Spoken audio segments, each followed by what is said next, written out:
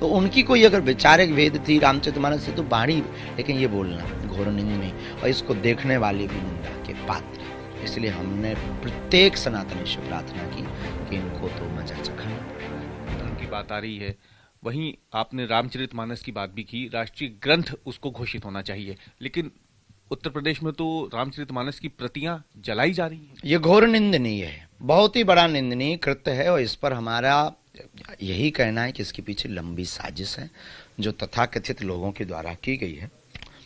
देखो, आपकी वैचारिक भेद हैं, तो अगर भेद हैं तो ठीक है, अपनी बात बोल सकते, पर किसी की भी भावनाओं को ठेस पहुंचाने का अधिकार आपको नहीं है, किसी भी व्यक्ति को नहीं है।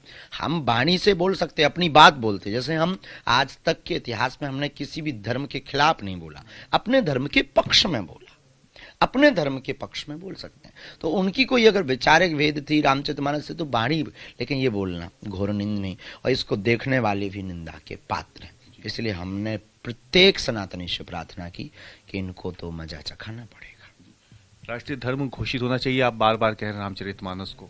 बिल्कुल, राष्ट्रीय ग्रंथ घोषित होना चाहिए। रामचरितमानस राष्ट्रीय ग्रंथ घोषित होगा तो राम राज जाएगा, राम राज जाएगा तो प्रजा प्रसन्न होगी, प्रजा प्रसन्न होगी तो भारत विश्व गुरु बनेगा। और जो बार बार विश्व गुरु का सपना, बार बार विश्व गुरु की बात आती है, वो चरितार्थ तभी होगी जब राम राज्य की परिकल्पना यहाँ पर होगी। और अब प्रत्येक सनातनी, प्रत्येक साधु महात्मा चाहते हैं तो बहुत जल्दी रामचरितमानस को राष्ट्रीय ग्रंथ घोषित सरकार को करना चाहिए। भारतीय नागरिक होने के नाते हमारी ये मांग है। गुरुजी भी आपने कहा कि एक बड़ी साजिश है सनातन धर्म के पीछे जो लगी हुई है, ये कौन लोग हो सकते हैं इसमें? इसमें सब लोग हैं जो वामपंथी हैं, जो सनातन विरोधी हैं, जिन्हें भगवान से राम से दिक्कत है, जो भगवान राम का सबूत मांग रहे थे, अयोध्या का सबूत मांग रहे थे, जो बागेश्वर बालाजी के दरबार का सबूत मांग रहे थे, वो सब इसमें सम्मिलित हैं। क्योंकि उनकी नीति है कि हिंदुओं को आपस में लड़वाया जाए, फूट डालो नीत करो। इसी कृत्य के लिए रामचरितमानस के ऊपर उंगली उठाई जा रही।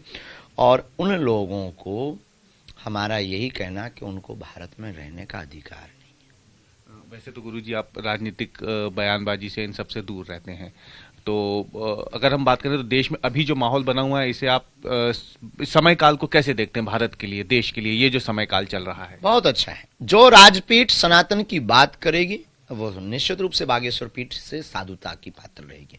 हम राजनीति राजपीठ से बहुत दूर हैं, हमारा दूर दूर से राम राम है। पर जो राजपीठ, देखो, आप किसी पद पर हैं, आप अगर एंकर हैं या कोई आपके स्टूडियो में बैठ करके इसको शो को करेंगे या बाद में कोई देखेगा, उस पद के पहले वो सनातनी है ये उसका जमीन अगर हां बोल रहा है तो उसको सनातन की बात करनी चाहिए। राजगद्दी पर बैठा हुआ प्रत्येक राजनेता, चाहे वो माननीय मुख्यमंत्री महोदय हो या माननीय प्रधानमंत्री हो अथवा फिर वो माननीय मंत्री हो अथवा सांसद महोदय हो अथवा माननीय विधायक महोदय हो, उस पद के पूर्व में वो सनातनी है, उस पद पर बैठे हुए भी सनातनी है और उस पद के बाद भी सनातनी रहेंगे। तो उस लाइन को भूल जाना मतलब अपने अस्तित्व और अपने पिता को भूलना।